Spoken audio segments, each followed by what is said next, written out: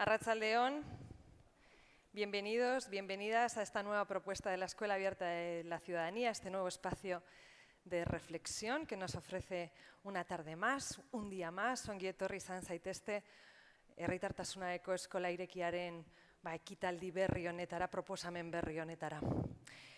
¿Qué pensáis si os digo que el mecanismo mental que se pone en marcha cuando pensamos que vamos a cenar o decidimos que vamos a cenar esta noche con nuestra familia es exactamente el mismo mecanismo que se activa cuando tenemos que decidir si nos vamos a someter, por ejemplo, a un tratamiento de quimioterapia si nos detectan un cáncer? Es exactamente el mismo modo de estimación, el mismo modo de valoración y el mismo modo de juicio. Incluso son similares algunos de los valores que ponemos en danza. La verdad es que impresiona. No nos cuesta mucho o nos cuesta poco decidir que vamos a cenar, pero hay decisiones como la de hacerse un tratamiento X o Y que nos pueden costar más. Puede ser porque sea una decisión más trascendental, buscaríamos una voz, digamos, con autoridad, esto parece lógico, pero ¿qué le pediríamos a esa voz? ¿Le pediríamos ayuda o que tomaran esa decisión por nosotros y por nosotras? Puede ser que haya ámbitos en la vida en los que estemos delegando nuestra decisión a otros y otras, a expertos o a amigos.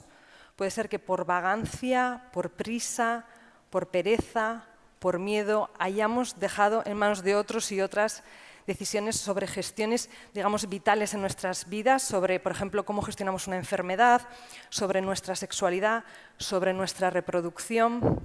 Hauxe da galdera, izan daiteke beldurra edo nakikeriagatik gure erabakiak beste batzuen esku ustea. Gaur horri buruz hitz egingo dugu, edo hitz egin nahi dugu gure gonbidatuaren laguntzarekin, berak azalduko digu nola hartzen ditugu erabakiak. Sí, va a ser nuestra invitada de hoy la que nos ayuda a entender cómo tomamos esas decisiones, cuál es el motor de nuestra conducta y qué engranajes se ponen en funcionamiento cuando tomamos una decisión en la vida. Esto lo hacemos todo el rato, constantemente, todos los días. Todo el rato tomamos decisiones. Lo que pasa es que muchas veces lo hacemos de un modo completamente automático. Y entonces, dice nuestra invitada, esas decisiones no son éticas. No son decisiones, dice, plenamente humanas. Bueno, esta es precisamente una de las facetas de las que se ocupa la llamada bioética, a la que hoy nos vamos a acercar. Enseguida vamos a escuchar, a compartir, a preguntar a nuestra invitada, pero antes saludamos a la gente de Arabako Gorrak.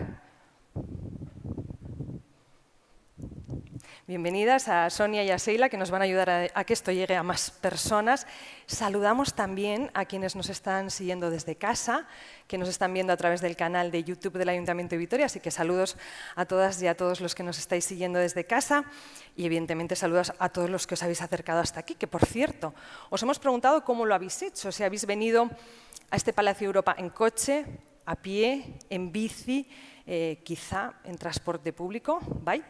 Nola etorri zareten galdetu dizuegu, hau da, ze garraiobide erabili duzue Europa jauregi honetara etortzeko, eta galdera honen arrazoia ekitaldi honek ingurumenean izan duen eragina jakin nahi dugulako da. ¿Por qué? Bueno, pues porque las actividades o parte de las actividades que organiza esta escuela abierta de la ciudadanía tienen un sello, que es el sello Erronka Garbia, que otorga el gobierno vasco. ¿Y esto a qué nos compromete? Bueno, pues a compensar el impacto que tiene en el planeta, las emisiones de CO2 que generamos con cada actividad. Se calcula cuáles han sido y se plantan árboles. El año pasado, por ejemplo, esta estimación se hizo con 3 de las conferencias, de las charlas que hubo programadas dentro de la Escuela Abierta de la Ciudadanía. Por cierto, un dato fabuloso, el 92% de los y las que vinisteis a esas charlas lo hicisteis de una manera sostenible, en un transporte sostenible, así que sorionak a todos y a todas. Bueno, se cuantificaron 445 kilogramos de CO2 emitidos y para compensarlo, esto ya se ha hecho, se hizo en el mes de noviembre, se han plantado o se plantaron 138 árboles. Es una, hablando de decisiones, buenísima decisión de esta escuela. Y también es una buenísima decisión, eso siempre, pues meterse en la aplicación, meterse en la web y echar un vistazo a la programación que tiene la escuela para los siguientes meses. Voy a haceros una pregunta así como un poco de trivial vitoriano, a ver si alguno o alguna lo sabe. Pero, por ejemplo, ¿cuándo diríais que se celebró la primera tamborrada de San Prudencio? No, lo voy a dejar ahí, no os voy a dar la respuesta, ¿eh? Esto se llama así para enganchar al personal para que vaya a la próxima charla que va a ofrecer Iñaki Jiménez, que es de la asociación Secot Araba, una charla sobre tradiciones, sobre fiestas en Gasteiz. Esto va a ser el próximo mes, el día 14, para apuntárselo en la agenda. El mes que viene también, por ejemplo, va a haber Cineforum, el día 10, también bueno, un evento para apuntarse. Y hablando de esto de cómo tomamos las decisiones y de las habilidades sociales, va a haber precisamente un taller para aprender, para pulir, para perfeccionar esto de cómo deliberamos o moderamos. Esto, entre otras muchas cosas que os invito a que les echéis un ojo. Bueno, hablemos de decisiones, que es lo que nos ha traído aquí, de lo que pasa en cada uno y cada una de nosotras cuando nos enfrentamos, y lo hacemos todo el rato, al ¿qué debo hacer? Cuando reflexionamos, cuando esta pregunta se enciende en nuestra cabeza. Lo hacemos todo el rato, lo he dicho, nuestra invitada también lo hizo, y en cierto modo está aquí porque un día decidió plantarse en Madrid, irse a la Universidad Complutense y decirle al señor Diego Gracia, el profesor, que le dirigiera la tesis. Y ojo que se plantó delante del introductor de la bioética en España. Y Diego le debió de preguntar algo así como, ¿pero tú ya tienes algo de idea de esto? Y ella le dijo, ya me voy a poner las pilas. Y menos mal. Y se las puso. Y bueno, hoy es una de las referencias en este campo. Mabel Marijuán es toda, lo dicho, una referencia y entre otras cuestiones, para que os hagáis una idea, ha sido la encargada de la creación del Código Ético del Ayuntamiento de Vitoria-Gasteiz.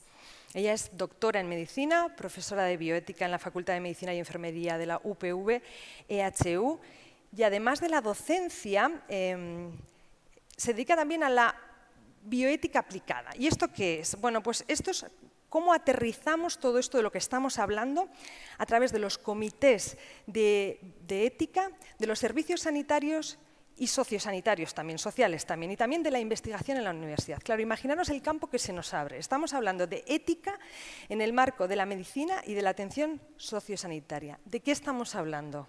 Eutanasia, aborto, cuidados paulativos, últimas voluntades, reproducción asistida, vientres de alquiler, trasplantes, exoesqueletos, investigación genética. Esto nos abre un mundo de debate y de posibilidades inmenso.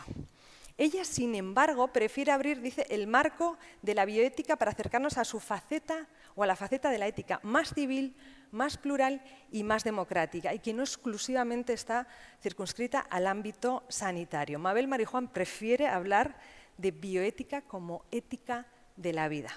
Con ella les dejo en la charla Bioética y decisiones cotidianas. Mabel Marijuán.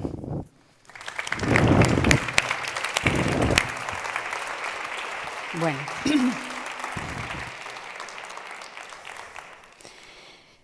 me siento igual, ¿no? Bueno, pues buenas tardes.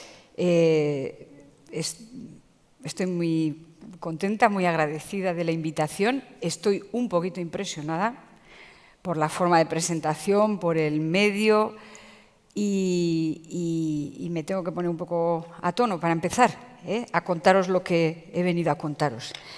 Quiero decir, lo primero que yo no sé cómo os encontráis vosotros, yo estoy un poquito desconcertada, estoy un poquito inquieta, ¿no? Es como ya sé que no tenemos ninguna influencia sobre los acontecimientos del mundo, más allá de lo que podamos pensar y lo que podamos, pero no imaginé yo que nos íbamos a encontrar en una situación así. Entonces, para que os hagáis una idea, que un poco de este descentre es que veníamos a hablar de ética, de las decisiones cotidianas y que está ya una guerra esta mañana en Europa y es como tremendo, ¿no? Y entonces decía yo, bueno, a ver qué sentido tiene, cómo nos colocamos otra vez para hablar de algo que era precisamente bioética y decisiones cotidianas. Y esto se hace haciendo. Pues voy a empezar, os voy a contar lo que he preparado y me está dando la luz en los ojos muy fuerte. ¿Me veis bien así? ¿Estoy bien aquí en este sitio? Sí, ¿me puedo poner así o me tengo que echar más para atrás? Me pongo de pie. Es que parece una charla TED de estas de... Vale. Bueno, digo, voy a empezar. Cuando me puse a preparar esta charla, era a raíz de que la gente de Educación para la Ciudad, o sea, de educación de Escuela Abierta de Ciudadanía, que me parece, como tantas cosas en Álava y en Vitoria, me parece una iniciativa, una cosa que no sé si lo tenemos en todos los sitios, pero desde luego me parece interesantísimo, se planteó que a raíz de otro contexto en el que habíamos estado hablando de estas cosas, pues que viniera aquí y que gente de Vitoria, ciudadanas y ciudadanas de Vitoria, vendrían pues para charlar de este tema, para abrir luego un diálogo. Y claro, yo me dedico a la bioética en la Facultad de Medicina, mi campo de trabajo sobre todo es el sanitario, pero es verdad que cuando empiezas con estas materias necesitas asentar los fundamentos de lo que estás diciendo en algo que empieza antes que la relación sanitaria. Y es lo que ha comentado ella. La pregunta sobre el qué debo hacer no se circunscribe para ninguno de nosotros solo a qué debo hacer cuando tengo una enfermedad, o cuando me planteo tomar anticonceptivos, o cuando me planteo que me han diagnosticado de una enfermedad que me va a llevar por delante, sino que la pregunta sobre qué debo hacer es una pregunta humana, cotidiana, continua, que tiene que tener alguna forma de responderse que sea común, porque yo sigo siendo la misma. Como decía ella, cuando me pregunto qué voy a comprar en el mercado para cenar, ¿qué hago ante la alternativa de un tratamiento conservador o un tratamiento quirúrgico? Que me lo van a preguntar a mí, que es mi vida, ¿no? O que es mi familia para la que estoy cocinando. Entonces, ¿cuál es el mecanismo con el que tomamos esas decisiones? Y además, si desde, como se dice en nuestra sociedad, las estoy tomando desde que tengo uso de razón, quiere decir que por la edad de los que andamos por aquí, llevamos bastantes años tomando decisiones, ¿no? Respondiendo a esa pregunta. Y entonces, poniéndose en ese lugar, incluso el propio nombre de la bioética adquiere un sentido diferente, porque la bioética, cuando se empieza a hablar de ella en los años 70 del siglo pasado, se decía, es la ética aplicada al ámbito de las ciencias biológicas y biomédicas. Pero la realidad es que la traducción concreta de esa palabra, que es una especie de neologismo, es bioética, ética de la vida. Y hay muchos que dicen que probablemente es la ética de este tiempo, la ética porque si antes lo que nos preocupaba era cuestiones de orden político, de orden norte-sur, tal, ahora hay una preocupación que se ha colocado por encima de todas, que es la propia supervivencia, ¿sí o no? O sea, ahora mismo, si hablamos no ya de ecoansiedad, pero simplemente si hablamos de una reflexión mínima de cómo les van a quedar este mundo a nuestros hijos, esta preocupación no la tenían hace 10 generaciones. Probablemente es la primera vez que es una preocupación real en el momento histórico que nos ha tocado vivir, aunque siempre haya habido miedos a la extinción, a la no supervivencia, pero es que ahora, no me voy a enrollar con esto, pero supongo que a todas se nos ha pasado por la cabeza lo que supone una guerra en las condiciones armamentísticas que hay, o sea, que es que lo dejamos, pero ¿me entendéis? Que es una ética de la vida. Y entonces esta ética, como digo, afecta a las decisiones cotidianas y ella ha apuntado una cosa. A ver, todas las decisiones que tomamos son ¿qué debo hacer? En realidad, si lo pensáis, casi todas, ¿no? Es verdad, primero, que hay decisiones que no me las planteo porque las he automatizado. Quizás sí me las debería preguntar, pero no me las planteo porque lo hago todos los días así. Solo me las planteo cuando algo interfiere en la forma en que lo resolvía. Sí, yo voy a poner un ejemplo tontísimo, que es, yo si me levanto, pongo el café, desayuno, tal, llamo esto, lo hago y no estoy pensando, ¿qué hago ahora? ¿Me levanto o no me levanto? ¿No? A los estudiantes les pasa más, así a nosotros, a los trabajadores, y eso nos pasa menos. Pero ¿me levanto o no me levanto? Y entonces, sí, por supuesto, me levanto, me pongo, pero el despertador no ha sonado. Y entonces empieza la toma de decisiones en cascada. ¿Qué debo hacer? O se me ha estropeado, no hay agua. Y entonces ahí sí que empieza el proceso mental por el cual yo paso siempre por dos momentos. Uno, que hay una realidad que me pregunta, que me interpela, por ejemplo, que no hay agua, que me llama alguien y me dice ven urgentemente porque está pasando esto de madrugada. Hay un momento que alguien me interpela, alguien o algo de mi vida cotidiana me interpela y me hace colocar el foco ahí. Y seguido de esa interpelación me obliga a responder, que es una característica del juicio ético. El juicio ético es simplemente ese juicio por el que decimos qué debo hacer, ¿no? Y entonces, ante esa demanda, esa interpelación, esa obligación que dicen, yo voy y respondo. Y cuando respondo, puedo decir, ¿y cómo respondo a esa situación? Es decir, ¿qué he hecho? Si pudiera verlo lentamente, ¿qué es lo que he hecho? Pues he hecho por lo menos 3 pasos. Primero, colocarme en situación. ¿Qué acaba de pasar? Voy a llegar tarde, no funciona la ducha, ayer estuve de juerga, huelo que apesto, no tengo ni la botella de agua de la nevera y empiezo a recoger datos de hecho, datos de la realidad concreta. Y cuando he recogido estos datos y me planteo qué es lo prioritario, y aquí viene la segunda parte de la decisión, ¿qué es lo más importante? Esto lo estoy haciendo a todo correr porque lo llevo haciendo muchas veces. ¿Qué es lo importante? Llegar pronto, no oler mal, dejar llamado para que arreglen el agua o enterarme por qué no hay agua, ¿no? Avisar a mis hijos si están, que no van a tener agua y decirles cuáles puede ser la solución. En mi cabeza se despliegan un montón de cosas que ¿por qué las considero? Porque son valiosas para mí, porque son importantes, porque en una situación sobre lo que debo hacer, lo que quiero sobre todo es que todo lo que considero importante y valioso, preservarlo. La puntualidad, la higiene, estoy hablando de lo mismo que en la plaza, la comida sana, que sea barata, o que vaya por lo menos con la pasta que tengo, que sea del gusto de mi familia, que sea nutritiva, que tenga un buen aspecto. O sea, todos esos datos de hecho, que es que lo que hay ahí es un bicho, un pescado, o lo que hay ahí es un grifo que no tira, inmediatamente queda investido de lo que a mí me parece valioso. Y en base a lo valioso, más valioso o menos que sea, lo ordeno, lo estimo. Y a partir de ahí tomo una decisión. ¿Cuál es mi tendencia? Siempre es a tomar decisiones que no sean extremas. ¿En qué sentido? ¿No? ¿En qué sentido? Es que si puedo llegar bien al trabajo en hora, más o menos, y además llegar limpia, voy a intentar hacer las dos cosas. No voy a decir, pues a la que le den, voy oliendo, pero llego a la hora. Igual me planteo hasta, voy a dejar 2 minutos más, pero eso me permite hacer las dos cosas. Que no voy a acertar del todo en ninguna de las dos, pero es que no puedo, porque el despertador no ha sonado y no te da tiempo ni siquiera físico a llegar al sitio. Pero tengo que ponderar, tengo que valorar. Sí. Y eso pone en marcha mi acción y lo hago. Y luego resulta que lo hago y como no he cogido un transporte sostenible, que me he cogido el coche para ir más rápido, me encuentro un embotellamiento y todo el plan de fiestas que me había hecho se va a la porra, ¿sí o no?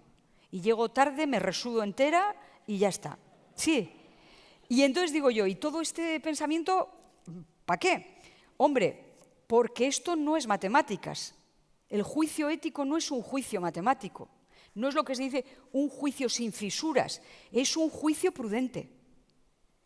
Y que además tengo que tomar esa decisión en condiciones que se dicen de incertidumbre. Yo no tengo la certeza de que voy a llegar bien y voy a llegar estupendamente ni tengo la certeza que la cena que he comprado cuando llegue a casa va a estar al gusto de todos. No tengo certezas, pero cuanto más elementos de juicio he reunido, más posible es que lo que decido tenga que ver, o sea, acierte, por decirlo así. Pero sé que he intentado tomar la mejor decisión, no que la he clavado. Es más, es probable que si esto nos pasa a 2 en casa, las decisiones que tomemos no sean las mismas, porque puede haber una cierta ponderación sobre el valor que a mí me parece importante y la que me parece la persona que convive conmigo, ¿no? Pero nos podemos entender, porque sabemos lo que estamos haciendo. Sí, este sería la estructura del juicio ético. Esto que podíais decir, bueno, pues sí, pues habrá 80 libros de psicología, autoayuda y todo que cuentan que el juicio ético es así y hay otros que dicen que el juicio ético es asao. No, yo tengo razón, no. No. Lo que ocurre es que lo que sabemos hoy, que esto se ha empezado a decir hace tiempo, pero como que ha tenido que llegar este tiempo, y yo creo que todos entenderemos por qué, en el que nos volvemos la mirada hacia nosotros mismos y decimos, ¿cómo decidimos? ¿Y por qué es? Porque era necesario reconocernos como iguales, no como idénticos, sino como iguales, como seres humanos iguales, para entender que compartimos no solo los valores, todos queremos tener una buena vida, ¿no? Todos queremos paz, todos queremos justicia, todos queremos amor, ¿no? Todos queremos, sí, hay valores universales compartidos. Por todos, da igual de qué raza eres, de qué sexo, de qué... Todos queremos eso porque somos humanos. Declaración Universal de Derechos Humanos como una muestra en el año 42 de todos somos iguales. Pero es que además todos en el mundo, desde que el mundo ha sido hasta que acabe el nuestro o nuestra especie, todos tenemos una cosa que se llama la experiencia del deber. Y esta es una clave importantísima, porque la ética parecía cosa de filósofos y cosa de eruditos, ¿no? Muchas veces, quizá porque se ha hecho un discurso muy teórico y las teorías nos suenan como Kant y tal y cual. No, no. La ética es una disciplina que habla de la experiencia del deber y de la búsqueda de la buena vida para cada uno. Y entonces, ¿cómo es esa experiencia del deber? Pues es muy sencilla y la sabéis de sobra. Es esa experiencia que tenemos todos que nos hace decir debería haber hecho esto, no debería haber hecho esto. Y da igual el nivel cultural que tengas, el sitio donde vivas, los años que tengas, todo ser humano dice debería haber hecho esto, no debería haber hecho esto. Eso quiere decir que la experiencia del deber tiene la misma naturaleza humana, es tan humana como la experiencia de la memoria o como la experiencia del habla. O como, si me apuráis, la experiencia del movimiento. Es decir, tú no le tienes que decir a alguien del otro lado del mundo, si hablas en su idioma, qué es la memoria. ¿Te acuerdas? Como no tienes que explicarle si le dices debería haber venido más tarde. Porque esa experiencia del deber, de que hay cosas que debo hacer y que hay cosas que cuando hago están mal hechas y que cuando a veces me salen bien, y esa experiencia la compartimos todos, ¿no? Lo cual, vuelvo a decir, nos lleva a que quizá lo que hemos hecho es pensar poco en cómo decidimos. Igual lo malo no es no conocer cuál es la estructura esta por la cual cuando tenemos que tomar una decisión primero nos fijamos bien en los hechos y son importantísimos y cuantos más hechos reunimos sobre la cosa en sí, la cosa que nos preocupa, mejor será nuestra decisión. Y no solo porque los valores con los que investimos hay que hablar de ellos, ¿no? Y es hora de que hablemos de si la verdad es importante o no. Y si es tan importante como para que tomemos decisiones que eviten la mentira más que lo que estamos haciendo. Y si es importante la riqueza, que es un valor instrumental, que nadie quiere ser pobre, pero si no lo habremos colocado en un lugar que está haciendo que eso se haga más importante incluso que la compasión, por ejemplo, ¿no? De esas cosas tenemos que hablar, ¿no? Pero es que no es, como digo, solo el problema de que no hayamos hablado de cómo es nuestra estructura y cómo tomamos decisiones. Es que, como no lo pensamos, muchas veces estamos dejando que decidan por nosotros. Sí. Y muchas veces estamos dejando que decidan por nosotros con valores y con decisiones que si las pensásemos no las compartiríamos y no las haríamos. Y esto, y aquí sí tengo que ir al terreno sanitario, esto nos pasa con cierta frecuencia a todos en el campo sanitario, cuando estamos enfermos, cuando queremos prevenir, cuando queremos curar algo, cuando queremos que nos cuiden, cuando necesitamos morir tranquilas o no morir prematuramente, ¿no? Cuando pasan todas estas cosas y recurrimos al sistema sanitario y recurrimos a esa relación en la que decimos qué debo hacer y hay unos profesionales que nos dicen yo sé, yo he estudiado, ¿no? Yo me dedico a esto, yo sé de de la salud y de la enfermedad, de la sexualidad y de la reproducción, porque me he preparado para ayudar en esto. Medicina, enfermería, psicología, trabajo social, auxiliares. Hay todo un montón de gente entre nosotros que sabe más que lo que sabemos los que no nos dedicamos a eso. Y cuando necesitamos algo, cuando decimos qué debo hacer, ahí están para que nos dirijamos a ellos. Sí, pero claro, ¿nos dirigimos a ellos para que decidan por nosotros? Si es nuestro cuerpo, es nuestra salud, enfermedad, sexualidad, reproducción. Y ellos realmente lo que quieren hacer es decidir por nosotros, ¿no? Y el sistema en el que estamos, el sistema sanitario, dentro de un modelo de organización social, tenemos un sistema universal, incluye que haya una estructura, unas personas, unos mandos, unas normas que deciden por nosotros, ¿o no? Ese no era el planteamiento. No era. Que tampoco es que no era hace tanto, hasta hace no mucho tiempo sí era, ¿eh? Hasta hace mucho tiempo, no mucho tiempo, tu paciente lo que tienes que hacer es obedecer. Sí. Y tú, médico, tienes que mandar al paciente y a la enfermera, si puede ser, ¿no? Y a todos los demás que tú eres el que mandas. Es decir, las relaciones de mandato-obediencia, que están en muchos campos de nuestra vida, en el campo de la asistencia sanitaria han durado más, por ejemplo, que en el ámbito político. En el ámbito político hace tiempo que decimos somos ciudadanos, no súbditos, ¿no? No, en el campo religioso seremos creyentes, incluso hay quien usa todavía la palabra fieles, pero somos libres de practicar o no una religión. Incluso pedimos, digamos, intimidad para nuestra espiritualidad. Sí. Y en el campo del cuerpo, en el campo de la autogestión del cuerpo, en las decisiones de qué debo hacer, que son decisiones cotidianas, porque el estado de perfecto bienestar físico, psíquico y social del que hablaba Almata en su tiempo, hace tiempo que sabemos que es una tontería. Más que una tontería, es un imposible. Para empezar, porque la vida misma, el tiempo mismo va pasando y van fallando lo que va fallando, ¿no? Pero dices, ¿y sobre esto quién tiene que decidir? Dicho esto, resulta que en la relación asistencial, en la toma de decisiones cotidianas sobre nuestro propio cuerpo, sobre nuestra propia salud, enfermedad, sexualidad, reproducción, vida y muerte, en esa decisión participamos gente que tiene la misma experiencia de deber que tenemos nosotros, solo que cada uno desde su perspectiva. ¿Vale? O sea, si yo acudo porque tengo una enfermedad, porque me tengo que plantear si me vacuno o no, fijaros lo que ha sido esta época. El COVID nos ha puesto patas arriba todo. Un orden que funcionaba, con sus agujeros, los ha puesto en evidencia, pero ha sido una toma de decisiones, no en condiciones de incertidumbre, como he dicho yo antes, a ver si llego o no llego al trabajo, en condiciones de incertidumbre absoluta. No sabíamos lo que había que hacer, no estábamos preparados para atender a tantísima gente. El personal lo hacía lo mejor posible, pero no. La gente en sus casas, en la calle, no sabíamos exactamente. Tuvimos que hacer por analogía. Los primeros indicadores, las primeras cosas eran pura analogía, lo que pasaba con otras neumonías, lo que pasó con otras infecciones.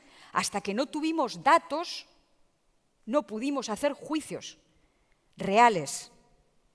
Podíamos hacer, como digo, analogías, pero juicios reales los hemos podido empezar a hacer ahora que ya tenemos una perspectiva y que si ahora nos planteamos que debemos evitar que vuelva a pasar, o por lo menos que vuelva a pasar así, tendremos que empezar a planificar en base a los hechos qué es lo más valioso para nosotros. Si la seguridad de la gente, la supervivencia, el sistema sanitario o lo que sea, porque esto va a ser, aquí va a haber que deliberar mucho. Si hablamos de ética, y si hablamos de una ética, digamos, democrática, plural, participativa, porque si hablamos de una ética autoritaria, entonces no deliberaremos, negociaremos o pediremos a la autoridad que decida por nosotros, que son las tres únicas maneras en que sabemos resolver estas cosas conjuntas. Por autoridad, que vengan los técnicos, que venga la ley, que digan lo que hay que hacer, que venga el padre, que venga el juez y que decida por nosotros y nos libramos de esta carga, ¿no? O negociemos, como en el fondo esto es muy parecido al comercio, pues que se junten los políticos y negocien. Tú me das esto, yo te doy esto, entonces tú, educación, sanidad, no lo otro, pim, pam, compramos esto, compramos lo otro, que decidan ellos. O yo, que tengo que ver con esto, pongo en marcha mi cabeza y haciendo ese mismo mecanismo colaboro o coopero en el ámbito que me toca, que no voy a ir a quitarle el puesto a los concejales. Pero igual tenemos que decirles algo, ¿no? O cuando vamos a votar nos tienen que explicar alguna cosa bien, ¿no? ¿Qué van a hacer? ¿Cómo van a ordenar esos valores y qué decisiones van a tomar que nos van a afectar? Sí. Como en el ámbito sanitario tampoco nadie pretendemos sustituir a los profesionales asistenciales, pero es que es nuestro cuerpo y es nuestra vida y es nuestra idea de vida buena. Y por eso, lo mismo que decido la cena, decido si acepto o no un tratamiento. Una vez que me lo hayan explicado y yo lo pueda entender, ¿no? Y puedo decir, consiento o rechazo ese tratamiento. Y puedo decir, necesito más elementos de juicio, necesito tiempo. Y puedo decir, de los que me ofreces, prefiero este, de los posibles, ¿no? Y puedo decir, y si no estoy aquí para decirlo, me gustaría que tuvierais en cuenta que lo he dicho en un documento de voluntades anticipadas. Sí, y quiero poder controlar mi reproducción. Y pido tener accesibles los anticonceptivos, la interrupción de embarazo si se diera el caso, pido tenerlo accesible, porque es mi sexualidad y mi reproducción, que son dos cosas diferentes, como sabéis, ¿no? Hasta no hace tanto estaban muy juntas, pero ahora mismo sexo sin reproducción y reproducción sin sexo, incluso esto segundo, es posible, ¿no? Y entonces, en esa faceta de mi vida también. Con respecto a la salud, pues si tengo un trabajo que exige que esté probando comida, que esté continuamente teniendo que tomar y tengo una cierta tendencia o ha aparecido una diabetes, pues tengo que poder hablar de que esta es mi condición vital y que igual tengo que entrar en tratamiento medicamentoso en lugar de dieta. O al revés, tengo que plantearme incluso cambiar mi modo de vida. Es que son decisiones cotidianas muy importantes para mi vida. Y las quiero tomar yo, no por obediencia, sino porque pongo mis valores encima de la mesa. Pero, como digo, en esa relación yo pongo los valores y hago mi juicio, pero el profesional, las profesionales que están ahí, me van a dar también su perspectiva desde el saber. No van a intentar sustituir cómo debo vivir yo, aunque a veces todos nos pasamos un poco de frenada. Y la familia ni te digo. Pero lo que decimos es, mira, yo esto es lo que quisiera, este es mi proyecto de vida, esto es lo que yo quisiera desarrollar. Y sé que me estoy haciendo mayor, pero me gustaría preservar estas funciones mejor, pues casi prefiero que me pongas la cadera nueva que estar con el analgésico porque quiero poder ir al monte otra vez.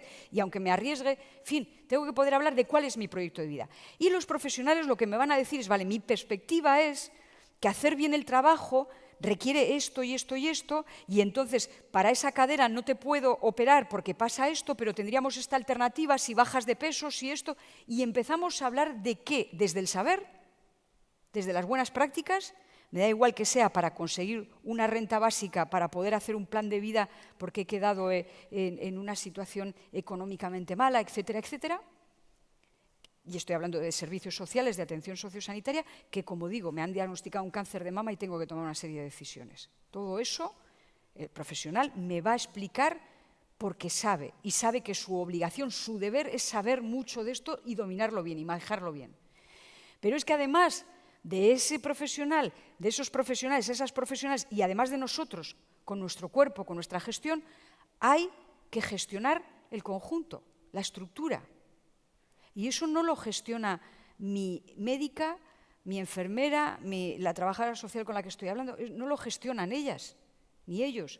Lo gestionan los gestores, que son los que están dedicados a que no nos falte de nada, ¿no? Que tengas unas infraestructuras, que tengas unos buenos contratos, que tengas a la gente, que tengas unas partidas dedicadas a prevención, a infancia, a no sé qué, que esto... Y también tienen algo que decir en esa relación. O por lo menos yo tengo que escuchar qué es lo que tienen que decir, porque yo quiero el mejor tratamiento de esto y además quiero entrar el primero y quiero una habitación individual. Bueno, pues en justicia no se puede. Y en el deber de quien gestiona no está llegar hasta ahí, pero sí está en ser equitativo, ser eficiente y decirte por qué no puedes tener la habitación para ti sola, explicarlo, no imponértelo, ¿no? Y dando una vuelta más, están los que nos acompañan, las personas que nos quieren, las personas que nuestra familia, que nos acompañan ante la enfermedad y que normalmente quieren ayudarnos, aunque a veces nos asedian, ¿no? A veces nos abandonan, a veces nos asedian, ¿no? Depende, compasivamente, como decía uno. Y que lo que uno quisiera, tanto cuando necesita el apoyo de la familia, como cuando tiene que apoyar a otro, es ser capaz de entender exactamente qué vida buena considera esa persona que es para ella la mejor, la que hay que proteger. A veces lo que hacemos es intentar sustituir, intentar proyectar nuestros valores y que nuestra madre, nuestros hijos, nuestros hermanos, se les trate como nosotros consideraríamos mejor que se nos tratase. Y a veces no escuchamos suficiente que es ella, esa persona, la que tiene que plantearlo. Y ese es un poco el contexto como os decía, de decisiones, de juicios éticos, que si... He dicho que esto es muy tardío. Esto tiene un nombre y os va a sonar, porque además vivimos, fijaros, en el estado de las autonomías. Autonomía. Autonomos. Nos damos a nosotras mismas, a nosotros mismos, la norma. La autonomía tenía un carácter político, hasta la Ilustración. Era la ciudad, el Estado se daba a sí mismo las leyes. A partir de Kant, a partir de la Ilustración, a partir de ese cambio de paradigma en el que los individuos nos hacemos responsables de nosotros mismos o decimos que nos vamos a hacer responsables de nosotros mismos, la autonomía consiste en ser capaz de guiar tu propia vida, que no quiere decir estar sola, sino ser consciente y hacer este razonamiento de la experiencia del deber continuo y consciente, como pensarte a ti misma y pensar en tus relaciones, eso que hacemos todo el rato, pero digamos volviendo a ello todo el rato. Claro, podéis decir, es que no da tiempo, o es que nos bombardean, ¿no? Yo estos días he estado hablando con los alumnos, ¿qué es la corrupción? Les cuesta muchísimo, es decir, cada uno de nosotros solo tenemos que pensar un poco qué es la corrupción. ¿Este acto concreto es corrupto o no es corrupto? Pero te enredas, que han dicho unos, son de este partido, son del otro, es legal, es ilegal, pero si no se te ha preguntado, es éticamente cuáles son los hechos, qué valores se han vulnerado y cuáles se han promovido y qué se ha hecho. Y analiza eso, porque eso seguro que a ti te ha pasado, que has estado al borde o has entrado en corrupción en alguna ocasión, que ha prevalecido el dinero por encima del bien que tenías que proteger, que era el uso justo de recursos o lo que sea. Bueno, estoy diciendo como si todos manejásemos aquí el presupuesto general, pero ¿me entendéis lo que quiero decir? Llevadlo a casa, a la compra, a lo que sea. Ese momento en el que has dicho, debería, pero me pierde, yo qué sé, ¿no? La ambición, Bueno, pues eso que irrumpe en la conducta que harías si de verdad protegieses valores, eso que vulnera los valores directamente de tu función, porque la corrupción consiste en eso. Si yo me dedico a la docencia y no preparo mis clases, tengo una actitud corrupta. ¿Por qué? Porque estoy cobrando por no hacer nada. Y yo tengo que preparar mis clases porque además de que para eso estoy y todo el mundo espera que haga eso, si yo estoy ocupando ese sitio, podría venir una persona que las preparase y lo hiciese bien. O sea, no solamente la corrupción afecta a que no hago lo que debo hacer por mor de que quiero tener dinero sin hacer lo que debo, ¿no? Sino que además lo que debía hacerse no se hace porque estoy ocupando el sitio de quien lo haría bien. ¿A qué es fácil? No, es ilegal. Yo no pienso en nosotros, o en general por la edad que veo, pienso en la chavalería. Tío, es que tiene que enredarse un montón. Si no volvemos a mirar las cosas desde el principio y decir, a ver, pero que somos sujetos autónomos, que llevamos 2 siglos luchando por esto, porque la gente tenga autonomía en su vida, en su muerte, en sus decisiones, y de repente nos ha caído encima una sobredosis de información, una especie de rollo que si los fake, que no sé qué, que es que no te dejan pensar, es el puro barullo. Y entonces dices, bueno, pues nada, nos paramos y pensamos, pues mira, vamos a empezar por el principio. La experiencia del deber y el juicio ético tienen unas características muy sencillas. Y los valores son el depósito de lo que esta sociedad considera importante. Los chavales no es que no tengan valores, los ordenan de una manera que no nos gusta, a veces. Pero valores, ¿cómo no van a tener valores? Si los valores, es que todo tiene valores. Es que ya me habéis... A ver, ¿cuántos habéis pensado? Mira la ropa que lleva esta tal y cual. Estamos juzgando todo el rato. Habéis hecho un juicio estético. ¿Sobre qué valores? Vuestros valores, que yo también los comparto. Igual no tenemos el mismo gusto, pero el valor belleza, si algo es bonito o feo, lo compartimos, ¿sí o no? El valor verdad lo compartimos, ¿no? Y los disvalores también los entendemos. La mentira, la fealdad, la pobreza, sí, dignidad, indignidad, amor-odio, paz-guerra, justicia-injusticia. Y si es así, si es tan sencillo, ¿qué nos pasa? Pues nos pasa, primero, que nos pierde, como ha dicho ella, a veces la pereza intelectual, va total, y como vamos tan corriendo, ¿no? A veces nos pierde el miedo, no sé si yo me atrevo a tomar estas decisiones, mejor. Y el problema es que cuando hacemos eso, y cierro un poco esta cuestión de la metodología, en realidad lo que estamos desistiendo es de nuestra responsabilidad. ¿Y qué es la responsabilidad? ¿Qué es la bioética? Es una ética de la responsabilidad. Es que cuando algo me interpela, me pregunta, respondo. Y cuando respondo y eso tiene unas consecuencias, asumo las consecuencias de lo que he hecho. Eso es la responsabilidad. Es decir, no me ha sonado el despertador, porque se me olvidó ponerlo ayer, ¿no? Eso igual no lo cuento, pero yo lo sé, ¿no? No me ha sonado el despertador. Me despierto tarde. En mi curro, si yo no llego, hay gente que va a tener que cargar con mi trabajo. Y además no funciona el grifo. ¿Qué debo hacer? Estos son los hechos, tía. Ya sabes dónde está tu trabajo, ya sabes lo que hay que hacer, pues tienes que empezar a tomar decisiones. ¿Para qué? Para preservar lo más posible los valores que acaban de empezar a ponerse en cuestión. Y cuando tienes todo eso delante y empiezas a plantear qué posibilidades hay, siempre tienes que tender a no destrozar nada. Y decir, bueno, pues no será toda la puntualidad del mundo, no será todo el evitar el trabajo excesivo de mis compañeros, pero si puedo más o menos tomar una decisión que sea prudente en el sentido de protectora de mis obligaciones, del cuidado de mis compañeras, sí, y así en la vida.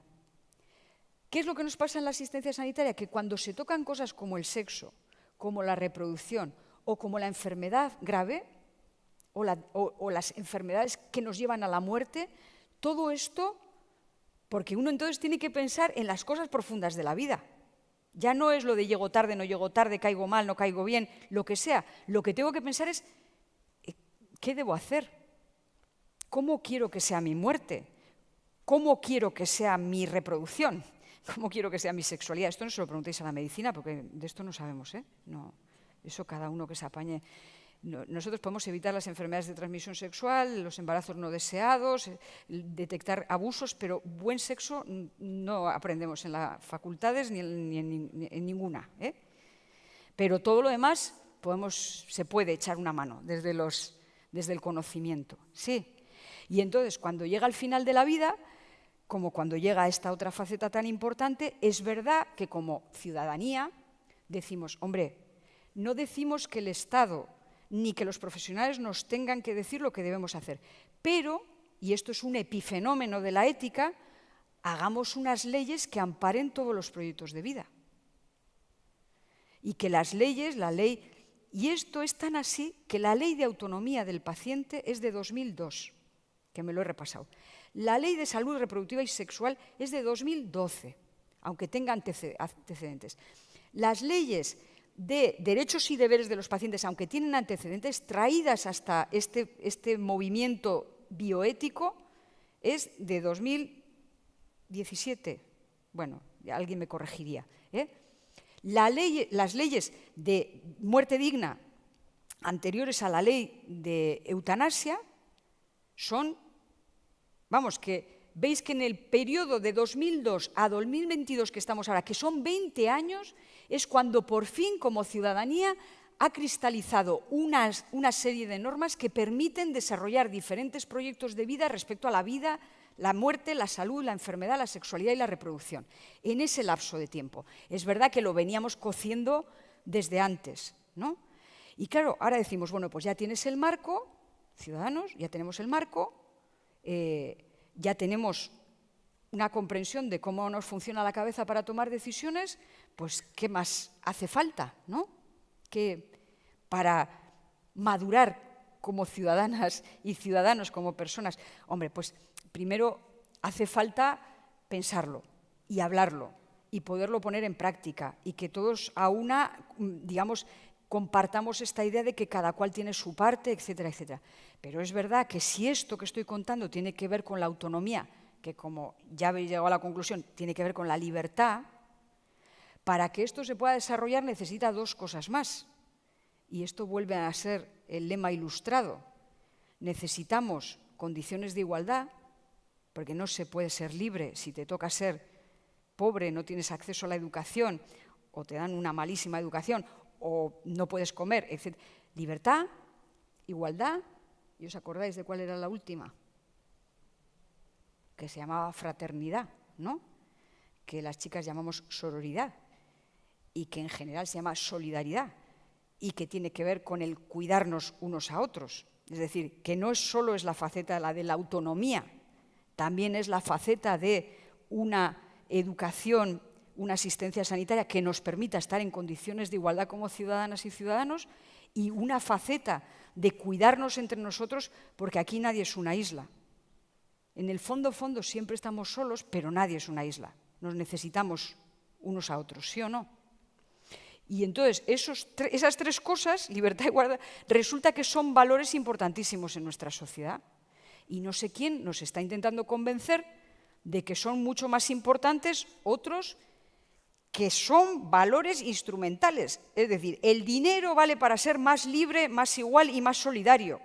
Porque si el dinero vale solo por sí mismo, si se convierte en un valor esencial, toda la vida de Dios se ha llamado avaricia. Y si te pasas, es una enfermedad mental. Y con perdón de la gente que tiene una enfermedad mental, porque es una cosa muy rara. Que más, ¿y para qué quieres tanto? Que además no lo usas para lo que hay que usarlo, que es para los valores buenos. Al revés, lo usas para disvalores, que es a ver si la peña se mata para que yo tenga más dinero con el gas. Pero, ¿qué es esto, ¿no? Esta especie de extraño juego. Por hacer un juego, os propongo pensar en cualquiera de los próceres que está tomando estas decisiones tan importantes, cómo narices le funciona la función de la experiencia del deber.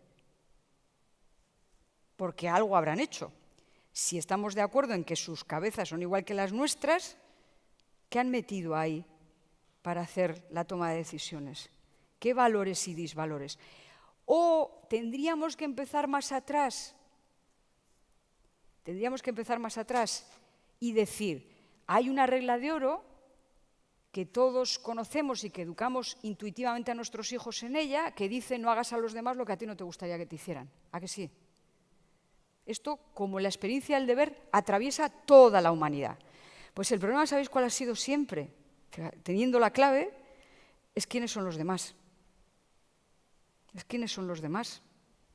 Porque todo lo que he contado he empezado diciendo, ahora que reconocemos que todos los seres humanos somos iguales y merecemos la misma consideración y respeto y somos fines en nosotros mismos y da igual nuestra raza, color, condición, si eso es así, no hagas a los demás lo que no te gustaría que te hicieran, los demás son todos, no son solo los de tu pueblo, los de tu país, los de tu raza, los de tu género, los de tu... No, somos todos. Y entonces, libertad, igualdad, fraternidad, bueno para todos. Guerra, pobreza, sufrimiento, malo para todos, ¿no? Entonces, cualquier acto que vayas a decidir que genere sufrimiento, dolor, injusticia, etcétera, pues es un acto malo. Y lo puedes decir así. No tienes que decir depende, ¿no? Que parece que nos entra como, es que eso es cosa de cada uno. No, claro, hay que respetar todas las opiniones. Es que, bueno, es que es un poco imperialista porque hay que ser plurales. Lo mismo en ese país no tienen los mismos valores, ¿no? Y nos enredamos y dices, a ver, como digo, volvamos atrás y empecemos por el principio. ¿Qué es esto de la ética? Es una condición humana. Y hay quien dice que sin ella, además, no vamos a poder sobrevivir.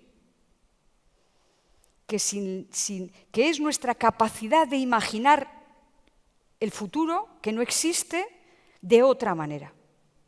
Esa es nuestra competencia, nuestra capacidad ética. O sea que, pues que ya está. Que esto era lo que quería contaros. Aquí con el foco, lo que he intentado es convenceros de que no estamos hablando de alguien que tengamos que llamar bioeticistas ni filósofos de cabecera, que lo llevamos puesto, que solo es cuestión de pararse, pensarlo, hablarlo y reorganizarlo otra vez, más o menos, ¿vale?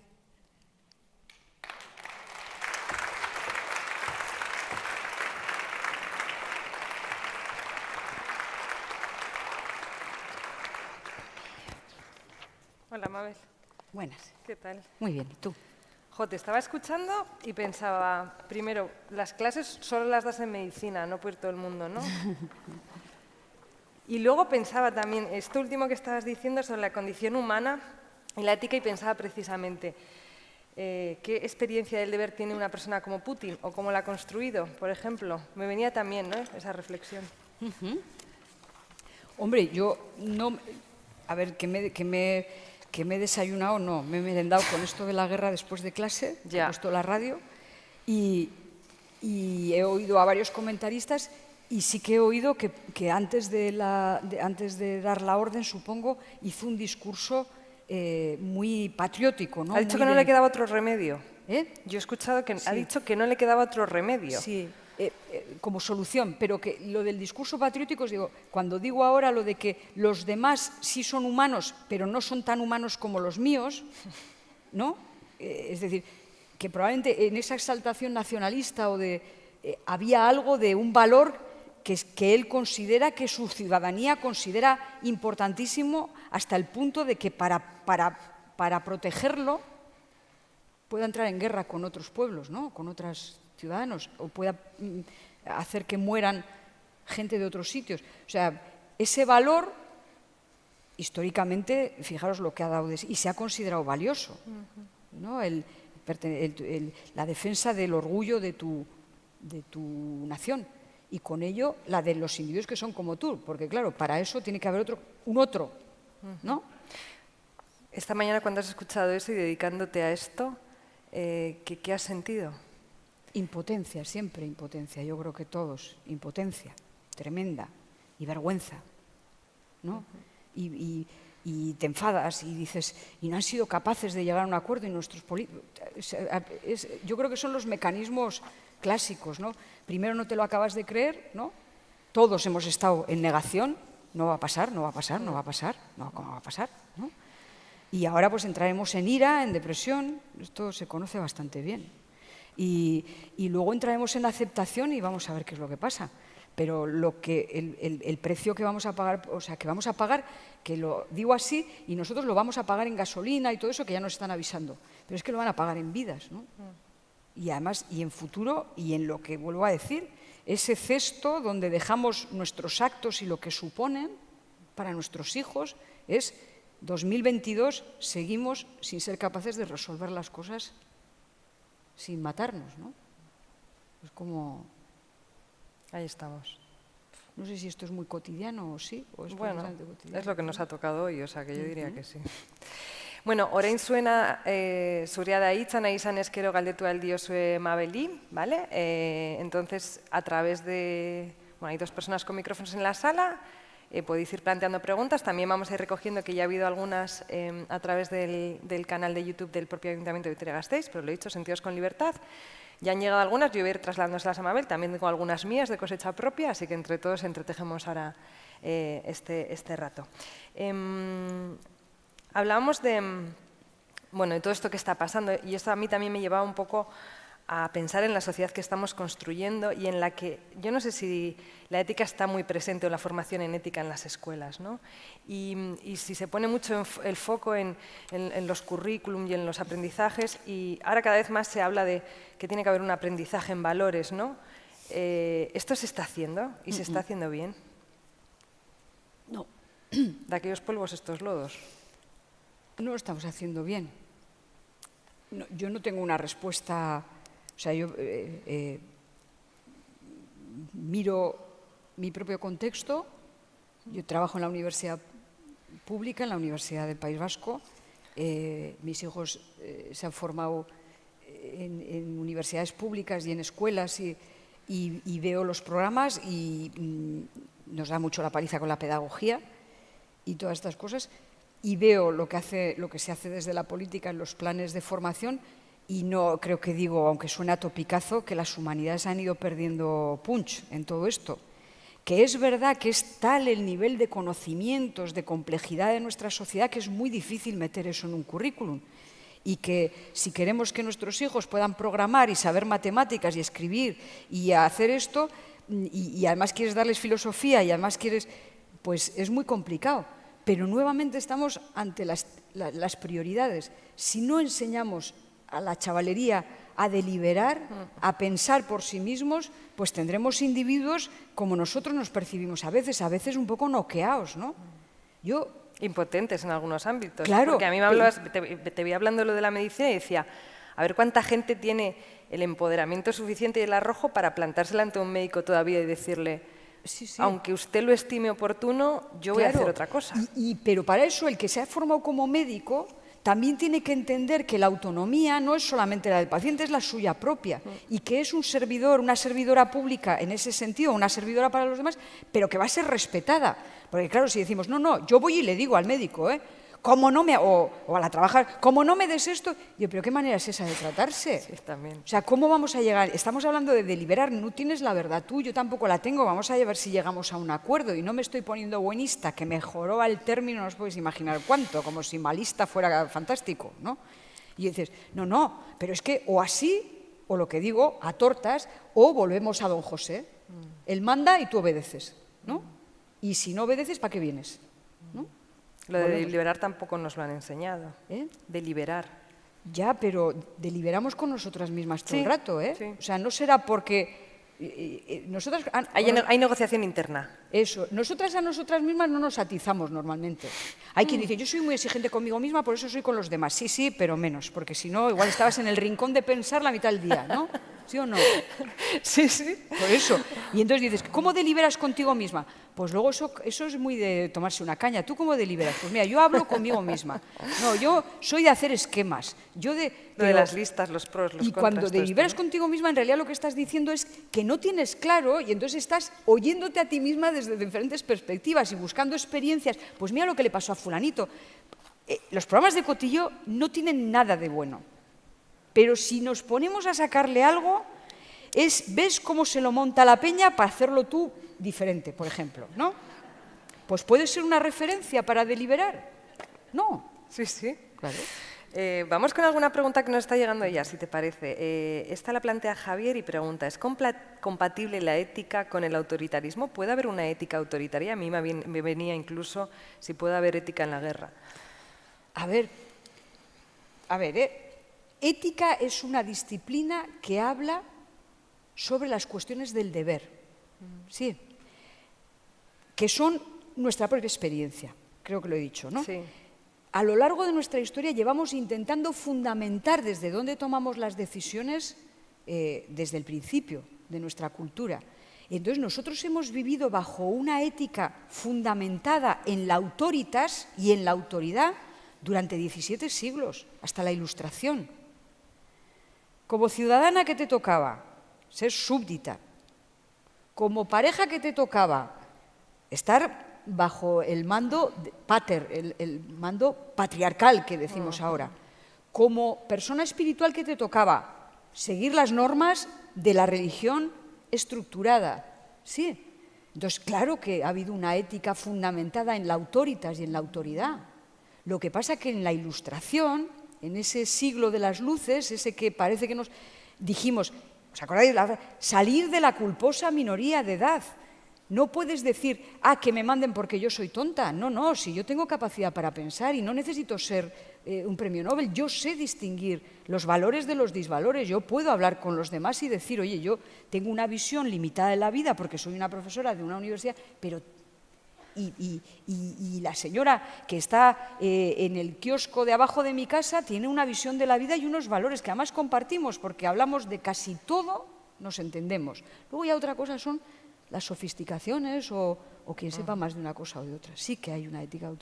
Y en la guerra, pues mira, mi suegro decía que vivió la guerra, en la posguerra, dijo una frase una vez que me dijo que hasta en la guerra había un orden, que hasta en la guerra llegábamos los seres humanos a encontrar un cierto orden para sobrevivir. Pero yo estoy segura que en este momento los ucranianos, es que os imagináis, es un país más grande que el nuestro, más grande que España, y con unos habitantes que son 40 y pico millones también, ¿no? Y les están entrando por todos los frentes. Yo no puedo ni imaginarme lo que tiene que ser eso, ¿no? No. Bueno, y cuando veíamos esas fotos, ¿no?, de la gente saliendo de Kiev, ¿no?, abarrotando la vía de salida, ¿no? ¿Qué piensas? ¿Qué debo hacer? ¿Y qué debemos hacer frente a una situación como esta? Yo ahí me siento, ya te digo, estoy todavía asimilando. Bueno, pues esperaremos que el Ayuntamiento de Vitoria, el de nuestros pueblos, ponga a disposición de la gente que lo necesite la ayuda. O sea, pues ya sabéis lo que vamos a tener que hacer, hasta donde podamos, ¿no? ¿Alguna pregunta en la sala? Yo sé que cuesta un poco la primera, pero luego esto ya es más fluido. Sí, mira, ahí. Hola. Hola, Mabel. Hola. Mira, quería preguntar sobre qué te piensas sobre la ética de la responsabilidad de los padres de la educación con el drama que se está viviendo por la invasión de pantallas, de redes. Es decir, que decimos que qué mundo estamos o qué sociedad estamos construyendo, pero igual tenemos que empezar por la ética de la responsabilidad de qué hijos dejamos al mundo. ¿Qué? Hijos dejamos al mundo. Pensaba qué mundo le dejamos a los hijos. No, vale. ¿Qué hijos? Porque ellos son los que deben construirlo, ¿no? Y la verdad es que no sé si les estamos dando las herramientas adecuadas. Fíjate, me pides un juicio. A ver, por edad, no digo, bueno, estoy localizando por las canas, pero nosotras ya estamos en una época en que empezamos a ser temerosas, porque sabes esto de cuando hay un periodo de la vida que dices qué voy a hacer y hay un periodo de la vida que dices qué he hecho, ¿no? Y todas y todos somos conscientes de que lo que hemos hecho ahí está y hay muchas cosas que ya no podemos recomponer y entonces miramos a los que vienen pensando lo que has dicho, os hemos dado suficientes herramientas, los valores que hemos puesto en esa cesta de estas generaciones que hemos estado, de todos estos boomers, los valores que hemos echado en esa cesta, ¿os van a ser valiosos o vais a tener, o nos hemos confundido y hemos dado por valioso lo que no lo era? Y vosotros nos vais a enmendar la plana. Y tenéis herramientas para deliberar, pero si lo piensas, toda generación se ha planteado eso con respecto a las anteriores, a las que vienen, siempre. Y si lo piensas también, antes era mucho peor. O sea, quiero decir que podemos estar temerosas de que esto que ya no controlamos, las pantallas, si estaremos educándoles, si al no darles filosofía, las pantallas las van a usar, yo qué sé, ¿para qué? Nos podemos enredar todo lo que queramos, pero también hay que tener una cierta confianza en la especie y decir que es que de verdad que mi abuela vivía mucho peor que nosotras y que mis hijas. Algo en ese depósito hemos puesto que es favorable a la libertad, a la capacidad de decidir y parece ser que a la de entender las máquinas, ¿no? Y que no les supere la tecnología. Luego, pues yo hoy, por ejemplo, no sé si lo acabo de... hoy, en los últimos días que he tenido que dar unas clases sobre eso, de todos los alumnos, que son 200, solo 2 sabían lo que fue mayo del 68. Yo me quedo muerta. Yo ya había nacido en el 68. Pero además mayo del 68, por Dios, si fue la bomba, ¿no? Si estuvo todo Dios en París. Bueno, pues ahí tenéis unos chavales que tienen 20 años ahora que no les ha contado nadie. Vietnam, sí, algo les suena. Mayo del 68, París, la Sorbona, y entonces les digo, y el movimiento feminista sí, ¿verdad? Ah, sí, vale. Y el Black Panther, no, pero en los movimientos de liberación afroamericana, ah, bueno, sí. Y entonces tienes que empezar así, sí, pum. Digo yo, bueno, no sabrán que es mayo del 68, pero esos valores, ¿no? En algún sitio los hemos dejado que son capaces de comprenderlo, ¿no? Algo así, como... No te he respondido nada a lo que querías, porque no tengo ninguna receta. Lo que digo es que, como el tono que has dicho es como, Dios, ¿no? Que... No iba por ahí, no. Quiero decir, era más los niños pequeños ahora, los padres, la responsabilidad de los padres que están saturados, están ocupados, están con tanta carga, y que los niños están ahí pues con toda, bueno, con las niñeras de la pantalla, ¿no? Sí. Y entonces eso es, digo, esa responsabilidad de padres de qué dejan, no que dejamos que ya era otra época, sino sí. Ahora que el drama que se está viviendo con los niños que están, bueno, bastante con los perdidos. Pocos niños, dices. Pues, con los que pocos. Porque esa sería la primera, ¿no? Con los pocos hijos que tenemos, ¿no? No te puedo contestar, la verdad. Más preguntas que nos llegan. Voy a juntar 2 preguntas, una que yo tenía preparada y otra que nos mandan por el canal de YouTube, que va algo más concreto, pero bueno, va todo un poco en el sentido, o pone el foco un poco en la pandemia y en cómo hemos acatado en la mayoría de los casos decisiones y restricciones, ¿no?, que marcaba la comunidad científica, sin mucho cuestionamiento. En algunos casos ha habido voces contrarias a algunas de las medidas, se ha hablado de negacionismo. Yo no sé cómo ves, por una parte, o si consideras que ha habido una deliberación plural, sana o tranquila en todo este contexto, que evidentemente no habíamos vivido nunca. Y precisamente a través de YouTube nos llega una pregunta que bueno, primero te da las gracias por la ponencia y por hacernos reflexionar y pregunta, ¿no?, si debemos poder tomar decisiones de si queremos tratamientos o no. ¿Qué opinas de la vacunación obligatoria en este caso? A ver, otra vez empezamos por el principio. La epidemia nos ha pillado de sorpresa, sí. Es decir, no era que ya teníamos 5 planes hechos para cuando llegue una epidemia global que afecte a todo el mundo, a todos los países del mundo, porque ni siquiera en los anales de la historia de la humanidad se había producido una epidemia a este nivel, ¿no?, que es realmente global. Entonces, ese es el primer dato. Y, por lo tanto, nadie puede decir ya sabíamos lo que había que hacer, porque no sabíamos lo que íbamos a hacer. Y entonces, cuando empieza todo esto, es como si, de repente, un sistema que funciona con sus achaques, con sus debilidades, con sus fortalezas, como se dice ahora, sí, ¿no?, se ve sometido a algo inesperado. A una presión brutal. Una presión brutal, que además tiene que ver con la vida y la muerte. O sea, ¿qué vas a tocar? Eso, ¿no? La gente empieza a morir. La medicina a la que se mira y el sistema sanitario al que se mira y los políticos al que se miran, lo primero que tienen que reconocer es que hasta donde llegan, llegan. Que pueden tener una altísima capacidad de gestión, que pueden tener una capacidad médica brutal, pero que la respuesta de primera línea es una respuesta donde, y esto es verdad, y todos lo hemos percibido, y luego está generado mucha controversia, y la gente se pone muy chula, pero lo primero que tienes que pensar es, aquí no va de yo, cada uno. Esto es una cuestión común.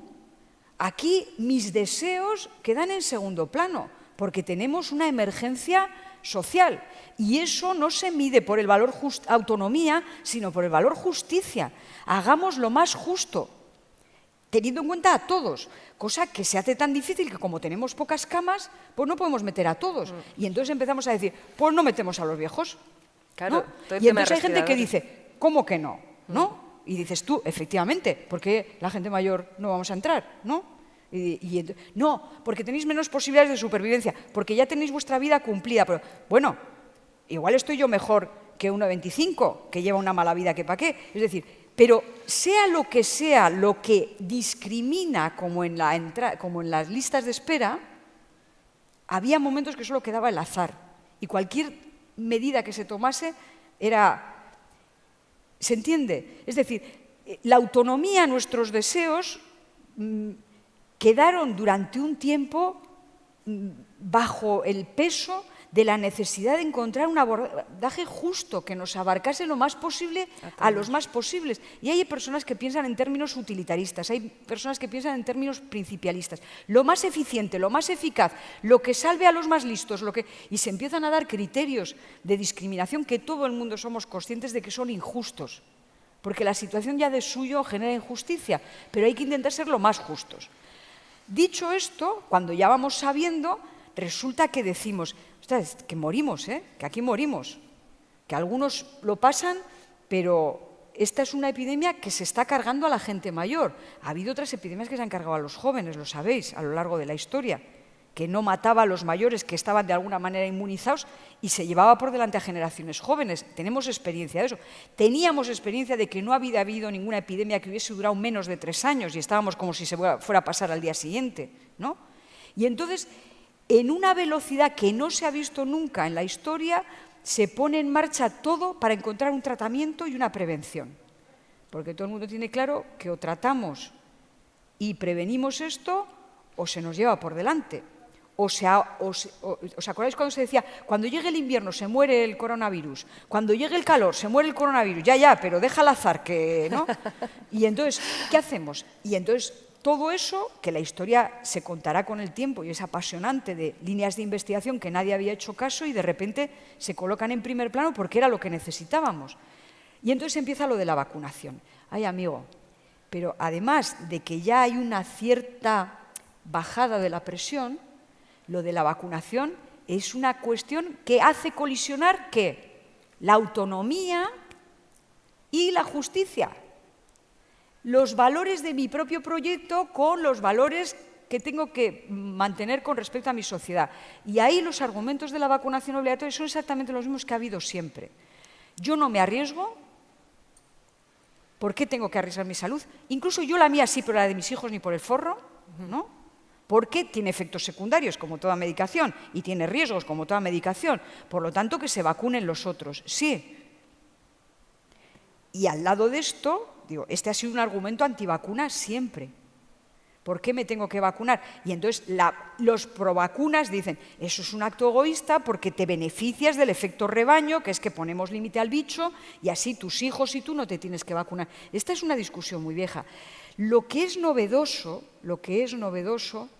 en esta discusión sobre la vacuna, que a pesar de todo, durante todos estos años, desde aquella vacuna de la viruela, la vacunación no ha sido obligatoria. Hemos aceptado vacunarnos por el bien de la comunidad siempre, la mayoría, aunque haya habido siempre grupos.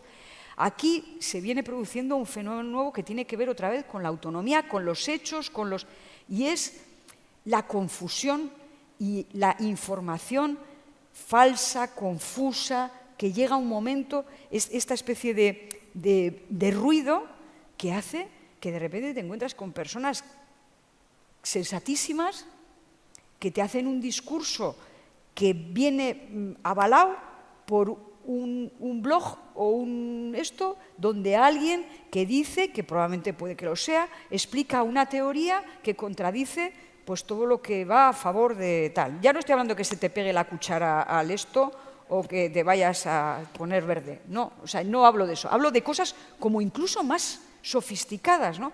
Y yo creo que eso produce una desazón terrible porque dices, claro, nosotros decíamos antes de esto, un problema de las vacunaciones, la gente cree que es porque es por hippies y todo eso, no es por eso. Esto está estudiado.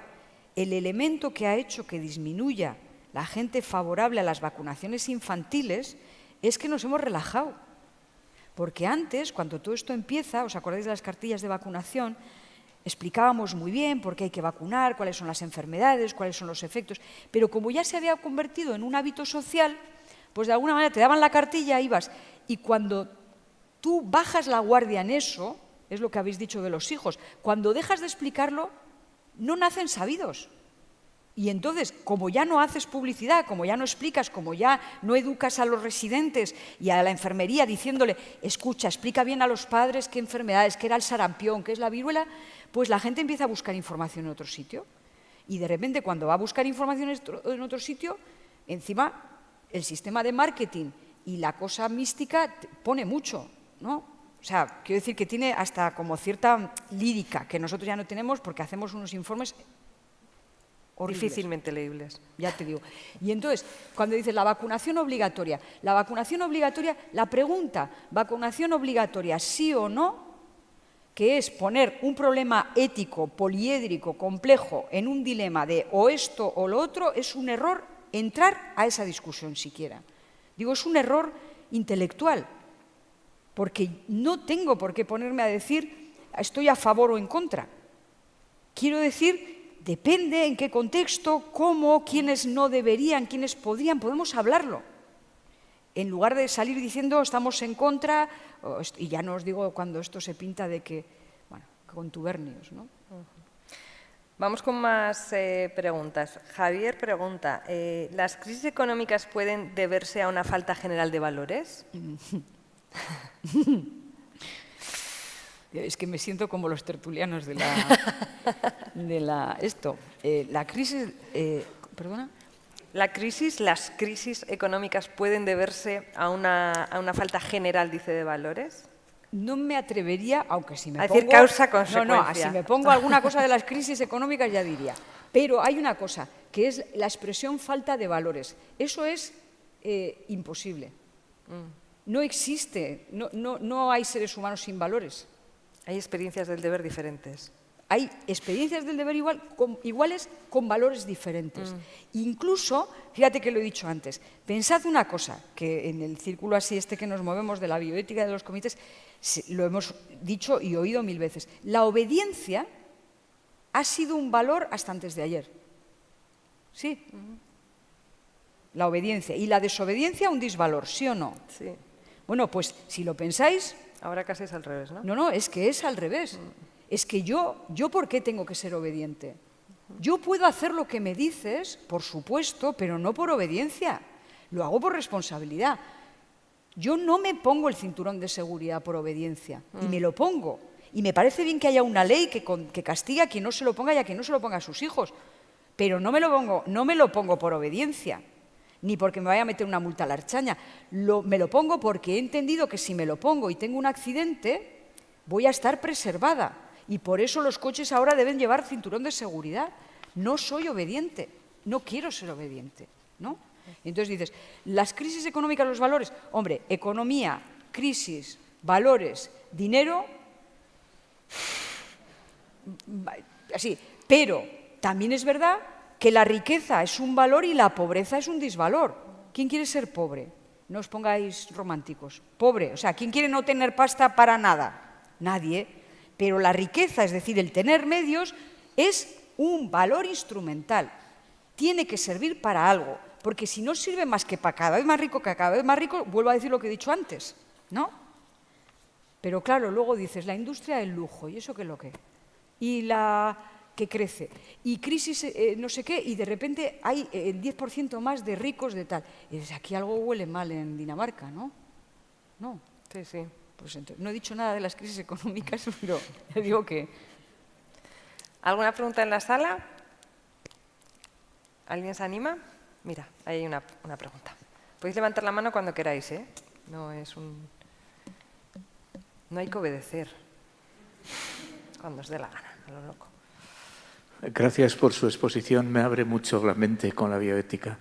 Quería preguntar... ¿Qué espacios deliberativos, además de uno consigo mismo, que es el principal, de donde pueden hacer todo lo demás, ¿no? Puede haber? Porque yo pregunté el otro día a una médico, yo no trabajo en el sector sociosanitario, pero me ha interrogado mucho y me interroga mucho esta pandemia, ¿no? Le pregunté, oye, ¿tenéis un comité de bioética? ¿cómo se puede estar una persona de a pie en un comité de bioética? Porque el espacio deliberativo que ha comentado me parece muy importante. Yo puedo deliberar conmigo mismo, luego con la familia, con los amigos, pero las preguntas profundas igual hay espacios deliberativos que no tenemos. Yo, por ejemplo, no sé si mi centro de salud tiene un comité de bioética. Me gustaría que lo tuviera, o la posibilidad que puedo tener yo de buscar espacios de deliberación, no solo en los aspectos de medicina y clínica, sino en otros aspectos de la vida, ¿no? Como puede ser el medio ambiente, o puede ser pues, cualquier cuestión de los transgénicos o otras cuestiones, espacios deliberativos. Ahí le pediría un poco de consejo, ando un poco con ganas de esto, ¿no? No sé si tanto ir a un comité de bioética, porque me han dicho que igual me admitirían como lego, que me reconozco el lego. Sí. Cuando le dije esto del lego, no sabía ni qué era la palabra lego, pensaba que era esto, ¿no? Sí. Pero, ¿qué orientación, qué espacios deliberativos podríamos encontrar la gente que tenemos ahora una preocupación grande, por ejemplo, sobre el hecho de las vacunas, ¿no? Sí, pero porque lo que estás hablando es de ciudadanía. Aquí te tendrían que responder la gente de... Os paso la pelota, ¿no? Porque efectivamente en el ámbito sanitario y sociosanitario las estructuras que se llaman comités de ética asistencial o de intervención social y la coordinadora de Euskadi de todos los comités son foros donde todos los problemas se pueden deliberar y se pueden planificar, y el Comité de Ética del Ayuntamiento de Vitoria entiendo que tiene esa pretensión también. Esos son espacios donde los ciudadanos participan, pero claro, pues un comité de ética al que te corresponde a ti el área, que será seguramente el de Chago o el de, porque son por áreas sanitarias, pues ahí puede haber dos personas, dos ciudadanas o ciudadanos que participan en la deliberación.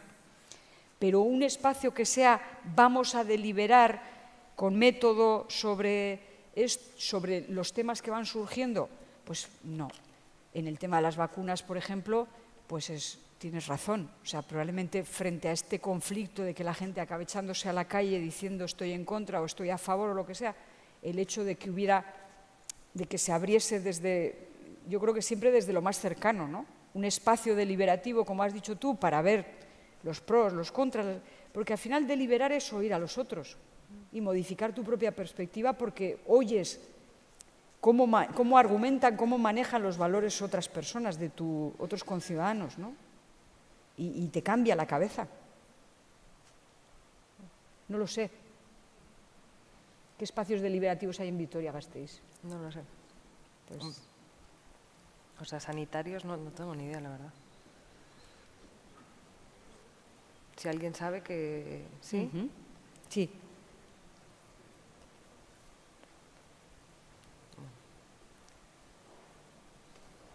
Si queréis apuntar algo, digo, para también nutrir más la respuesta, ¿no?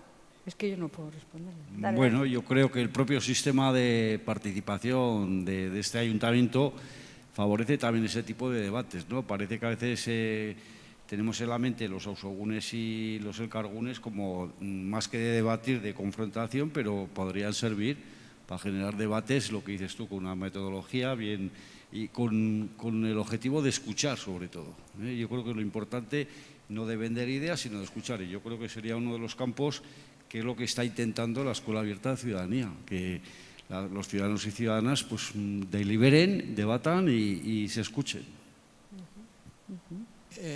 Yo añadiría otra cosa. Ayer en la sexta, en la 1 apareció José Antonio Madina y dijo una cosa que yo creo que viene muy al pelo, ¿no? El problema que tenemos es que la deliberación, incluso cuando vemos el Parlamento, cuando vemos los espectáculos políticos últimamente, se habla en tema de conflicto, ¿no? Unos ganan y otros pierden. Cuando los temas hay que tratarlos en tema de problemas. Cuando el conflicto pasa a ser un problema, pero que es un problema para ti y para mí, seamos de partidos diferentes o seamos ciudadanos con intereses diferentes, ¿no? Sí. Ahí es donde está la deliberación. porque lo que nos interesa es solucionar el problema y para eso yo tendré que ceder y tú tendrás que ceder para conseguir la solución al problema. Sí. El ejemplo que tenemos hoy con la guerra es eso, es decir, si lo tratamos todo desde el punto de vista del conflicto, donde tiene que siempre que ganar a alguien y perder a alguien, pues no. Entonces, bueno, en ese sentido, yo creo que sí que en el Ayuntamiento de Vitoria, por lo menos la estructura que tenemos montada de espacios deliberativos, que a veces se convierten en espacios conflictivos, pero bueno, yo creo que por eso la Escuela de Ciudadanía también está en ese proceso de aprendizaje, de cultura, que todos tenemos que desarrollar de alguna manera una cultura participativa que nos ayuda a reflexionar y a lo que tú has dicho, es decir, que al final nos necesitamos unos a otros, ¿no? Y que convivir es complicado, pero que tenemos que saber gestionar el conflicto en positivo, ¿no? Entonces yo creo que en eso es en lo que tenemos que estar, ¿no? Y ahora mismo hay 21 elkargunes y ausogunes, es decir, espacios deliberativos con diferentes temáticas en la ciudad que desde luego desde participación nos invitamos a participar, ¿no? Con diferentes temas donde a veces abren procesos participativos sobre diferentes temas y planes municipales que se hacen, ¿no? Bueno, simplemente por... ¿Les han respondido los responsables del servicio? Vamos, de primera línea. Más cuestiones que nos han llegado a través de... Bueno, no sé si hay algo más en la sala, alguien más que se anime. Que nos han llegado a través del canal YouTube, la gente que nos está siguiendo desde casa. Lucía pregunta, tengo la sensación de que hay infinidad de debates y decisiones que se están tomando al margen de la sociedad y de la gente de a pie. ¿Cómo puede ser el tema de la edición genética? Pone los alimentos transgénicos. Me da la sensación de que son debates que no pueden esperar y que deben ser democratizados para tomar decisiones lo más amplias y plurales posibles. Aún así, al mismo tiempo, me entra la duda de si la sociedad en general tiene criterio y si seremos lo suficientemente responsables a la hora de gestionar toda esta información. ¿Tú qué opinas? Pregunta ella. Pues voy a recoger un poco de todo lo que hemos ido diciendo, de lo que hemos ido hablando. O sea, es verdad que no somos una sociedad educada para la deliberación y que no educamos a nuestros hijos y nosotros no estamos acostumbrados. Es más, mostramos, y si los políticos, por ejemplo, que salen de entre nosotros, vamos, más claro agua, o sea, no han caído de la estratosfera, o sea, son ciudadanos y ciudadanas que han decidido hacerse cargo de una cosa que a otros no nos apetece mucho, que es de la gestión de lo común, ¿no? Y tampoco están educados para deliberar y entran en unas estructuras que son los partidos, etcétera, que no se caracterizan precisamente por ser entes deliberativos, ¿no? Es decir, que aunque estemos acostumbrados a deliberar con nosotros mismos, la deliberación es lenta, hay que entrenarla con los demás y exige un esfuerzo intelectual y exige paciencia y exige prudencia y tal. Pero si solamente se pudiera deliberar, pues lo acabaríamos haciendo. Pero como tenemos otras dos alternativas para resolver los conflictos, que son, como os he dicho antes, llamar al padre para que venga y lo arregle, la autoritas o la autoridad, ¿qué dice la ley? Y siempre tenemos un montón de abogadas y abogados dispuestos a decirnos lo que debemos hacer, ¿no? Entonces, ¿qué dice la ley? Eso. ¿Qué dice el que tiene la mayoría? Pues eso. ¿Qué dice el que más manda? ¿Qué dice el que te puede pegar un tiro en la cabeza si no estás de acuerdo con él? Todo eso, pues casi que lo dejo, lo de deliberar, que decidan ellos, ¿no? Unos porque tienen el saber, autoritas, otros porque tienen el poder, incluso la posibilidad de ejercer violencia. Esa es una forma de resolver. Y nos hemos acostumbrado, quizá porque nos educamos así, porque cuando nacemos nos tienen que enderezar un poco, pero como si acabáramos creyendo que siempre tiene que resolver el que manda o el otro, o que hay una instancia heterónoma que nos resuelve las cosas. Y luego está la maldita negociación, que es maravillosa. Gracias a la negociación dejamos de cortarnos la cabeza. Y en lugar de llegar a un sitio y decir esto me gusta y como tú no me lo quieres dar, te quito de en medio, dijimos, oye, ¿qué tal si te doy yo esto y tú me das lo otro? Y entonces, pero la negociación siempre es partiendo de que hay un gana-pierde. No se trata de encontrar la mejor solución para todos, sino de que unos ganen y unos pierden. Y ahora estamos en una exaltación de la autoridad y de la negociación en el peor estilo posible, que es que es que además que todo el mundo se entere de que lo que hay que hacer es ganar. Y si para ganar tengo que mentir, tengo que hacer, lo hago porque hay una cosa que es muy importante. En la negociación tengo que ganar. Y el que gana, campeón.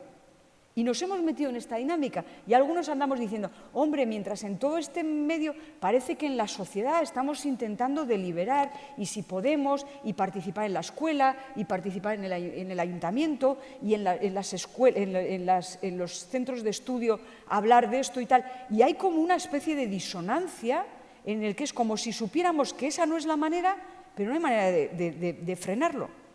Y vuelvo a decir, que somos nosotros, que cuando hacemos esta especie de es que los políticos son, pero si yo he tenido chavales en mi clase que se ponen a hablar de una tontería y se gritan de una manera que he tenido que decir, yo estoy hablando de adultos, de universitarios, y que tengo que decir, oye, por favor, pero que no podéis trataros así, ¿no? No, porque me debe, es que no me lo puedo creer, o sea, ¿qué es este barullo, ¿no? ¿Qué es esta falta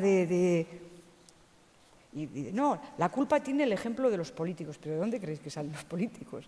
Pues mira, pues se lo preguntáis, ¿de dónde han salido? ¿No? ¿O no? Yo, por aportar un poquito de información, también porque me siento interpelada por Mabel, que nos ha mirado unos cuantos como con esa experiencia del deber de contar lo que hacemos, ¿no? En la sala hay personas que formamos parte del Comité de Ética de Intervención Social de Álava, del Comité de Ética de OSI Araba para todo el ámbito de salud, del Comité de Ética de Salud Mental de Álava, que es una riqueza, esos 3 comités en Álava y 3 comités muy relacionados entre nosotros que lo valoramos como muy positivo, ¿no? Y ahora un nuevo comité, el Comité de Ética de Ayuntamiento, que acaba de echar a andar con toda la formación que hemos tenido con Mabel. Pero tenemos experiencias que son las que realmente son las que pretende esta Escuela de Ciudadanía y estos espacios, y es que la deliberación, creo yo, por mucho que formo parte de sus comités, no tiene que estar en los comités, ¿no? Sino que tiene que estar en los espacios de relación donde realmente se toman las decisiones que nos importan a las personas, ¿no? Tenemos una función desde los comités, cuando nos llegan casos, cuando tenemos que hacer recomendaciones, pero sobre todo tenemos una función de formar y de informar y de habituarnos también en los espacios de relación a la metodología deliberativa. Y creo que no nacemos aprendidos para deliberar, ni nos hemos formado ni nos hemos educado en la deliberación, y hay que aprenderla y hay que enseñarla, ¿no? Tenemos una experiencia ahora, por ejemplo, muy bonita en Gasteiz de la bioética en las aulas, que estamos haciendo en bachiller, y la verdad es que es satisfactorio. Por mucho que nos preocupa, ¿no?, esa chavalería que tenemos, es muy satisfactorio verles deliberar cuando les ponemos un vídeo de un chico testigo de Jehová que rechaza una transfusión de sangre y son capaces de deliberar y hablar de valores. O sea, quiero decir que esa es la función que tenemos y de llevar los espacios de deliberación a la ciudadanía, ¿no?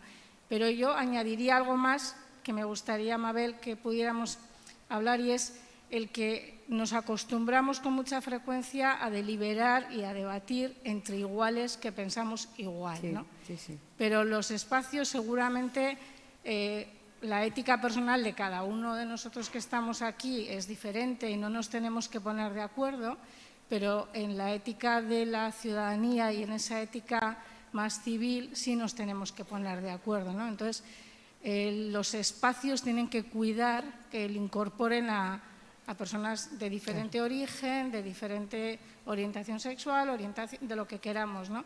Pero con frecuencia nos encontramos espacios en los que deliberamos entre iguales, Sí. ¿no? En la hipótesis de que somos capaces de ponernos en la piel de cualquier otra persona, pero no es verdad, es mucho mejor, porque tampoco podemos, las deliberaciones no tienen por qué ser asambleas enormes, pero sí tienen que ser lo suficientemente, es como, no puedes hacer un comité de ética solo de médicos en sanidad o de trabajadoras sociales en intervención, si no introduces otras personas que no representan el punto de vista de todos los demás, pero sí un punto de vista diferente, porque miras el mundo siempre con tus propias gafas, pues se queda corto. En una situación ideal yo podría tener que hablar como se dice, ¿no? Sin saber si soy hombre, mujer, trans, lo que fuere, rica, pobre, y por lo tanto que cualquier cosa que dijese fuese consciente de que las decisiones que se toman pueden afectar de una manera u otra a diferentes personas y a diferentes valores. Como eso es muy difícil, es verdad que una condición de esos espacios de deliberación es procurar que sean plurales. Yo creo que los valores, y a veces descubrimos valores para los que hemos sido ciegos, y los descubres hablando con gente solo porque es más joven, porque ha tenido una experiencia vital diferente, y ese descubrimiento no es ningún desdoro, es algo que añades a tu forma de ver el mundo, ¿no? Y lo del entrenamiento es verdad, porque argumentar contigo misma en la cabeza es relativamente fácil. Argumentar, fíjate, voy a añadir una cosa. Cuando dices, ¿y qué metodología? Parece que vienen que eso, como autoayuda, ¿no? Pero, no. A ver, si los sentidos nos permiten conectarnos con el mundo, ver lo que hay. Los sentimientos también nos conectan con el mundo. Todo nos hace sentir, ¿no? Esto está resultando agradable o desagradable, hay un sentimiento. Y luego la razón, esa capacidad lógica, esa capacidad de dar orden, esa retórica, el ser capaz de hablar, está también con esas tres cosas, es decir, los sentidos, los sentimientos y la razón, algo que compartimos toda la especie humana. Pero es que los sentimientos van muy rápido y la razón va muy despacio. El razonamiento requiere reposo. Pero el sentimiento es muy inmediato, el rechazo, el desagrado, el agrado, la simpatía, ¿no? Y como tomemos las decisiones solo en ese primer impulso, entramos en esas dinámicas, ¿no? En esa especie de filias y fobias y de hacer las cosas. Es lento, la deliberación es plural, es lenta, es enriquecedora y requiere un poquito de otro tempo, ¿no? Y muchas caras, ¿no? Muchas voces. Vamos a ir cerrando en breve. No sé si hay alguna cuestión. No sé si así. Abel, has comentado que nuestra sociedad ha experimentado un desarrollo material y también moral y que en este momento estaríamos todos de acuerdo en un montón de valores, en unos cuantos por lo menos, que consideraríamos universales, sí, valiosos para todos, ¿no? Como la dignidad. Cuando un valor se utiliza como base, se usa para argumentar una tesis y la contraria. Ejemplo, en relación, por ejemplo, al debate social que ha habido respecto a la eutanasia. Hemos oído hablar de dignidad para quien defiende la ley y hemos oído hablar de dignidad para quien denosta la ley. Se te está oyendo, ¿eh?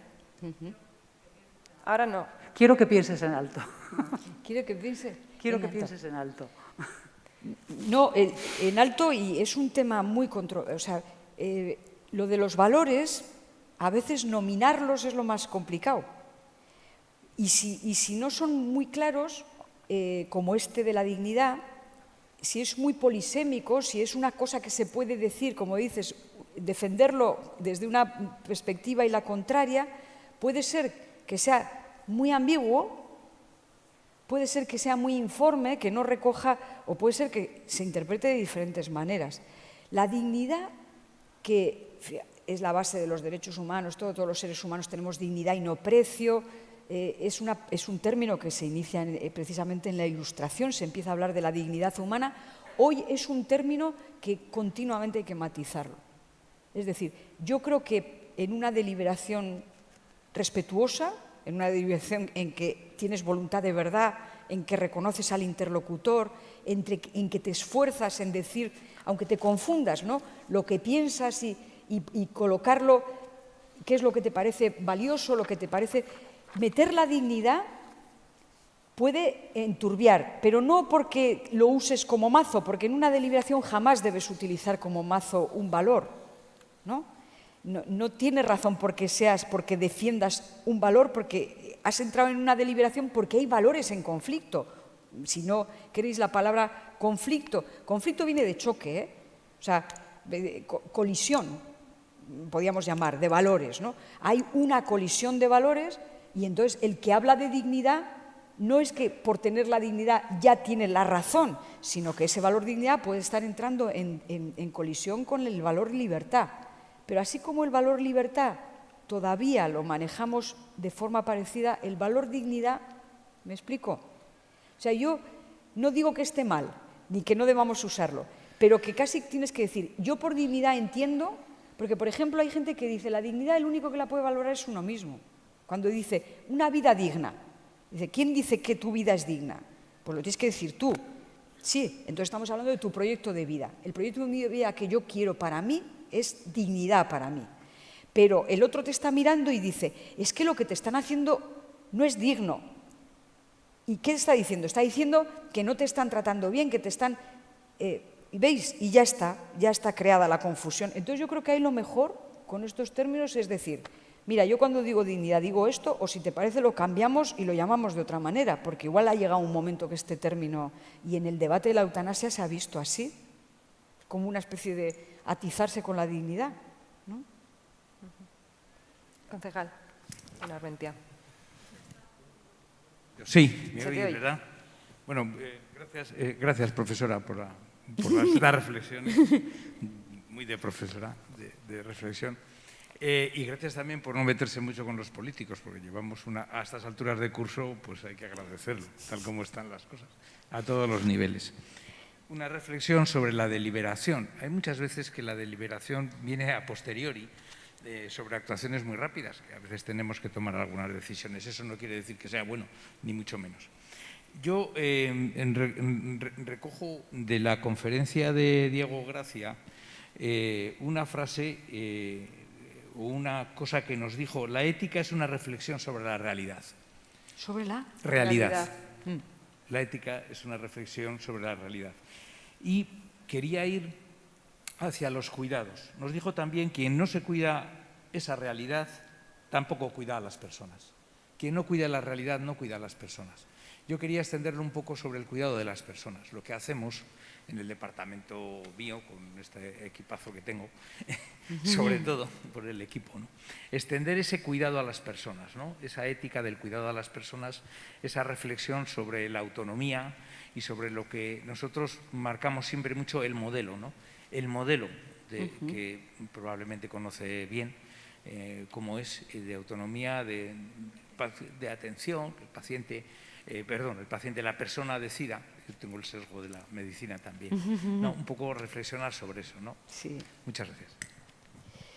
Bueno, el cuidado. Yo, como te habrás fijado, cuando he dicho lo de libertad, igualdad, fraternidad, el territorio al que he llevado la idea de fraternidad es al territorio del cuidado de la interdependencia, del cuidarnos unos a otros, porque creo que todos los términos estos de fraternidad, sororidad, solidaridad, si tuviéramos que decir cuál es el núcleo de todo ello, es que somos seres interdependientes.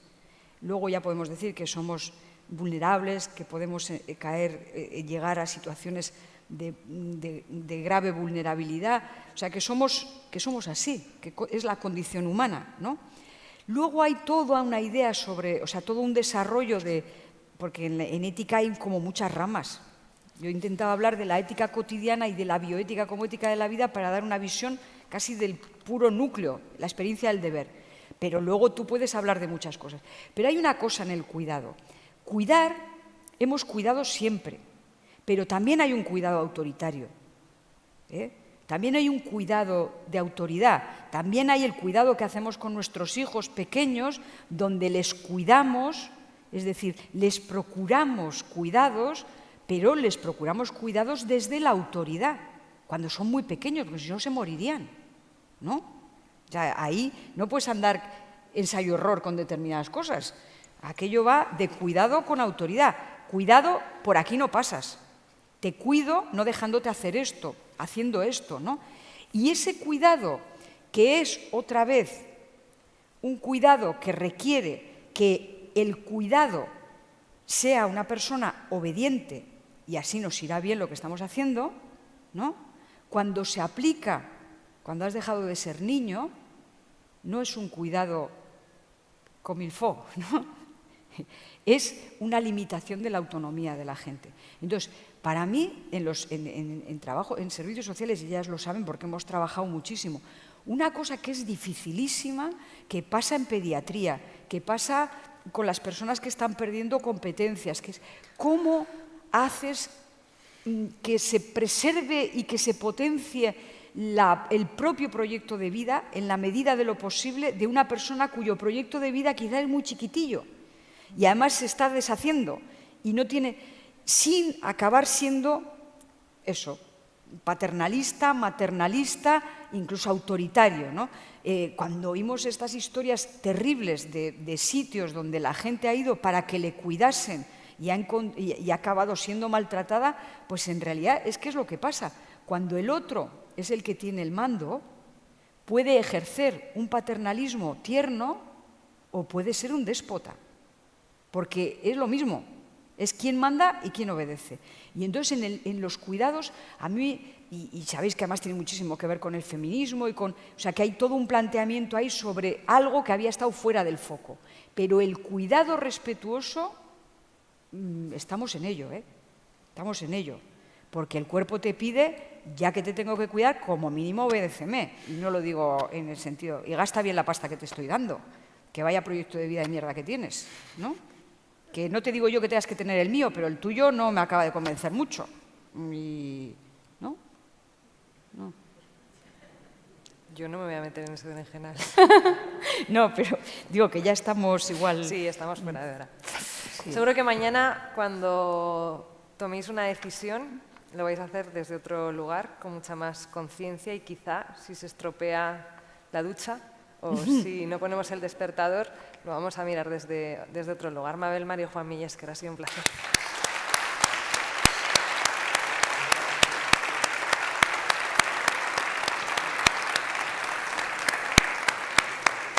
Recordad que hay un montón de actividades, las he mencionado antes, entre ellos un taller, bueno, el mes que viene para aprender a deliberar, que es en parte de lo que hemos estado hablando hoy, así que aprovechen y apúntense. Millesquer bihotz-bihotz, agur.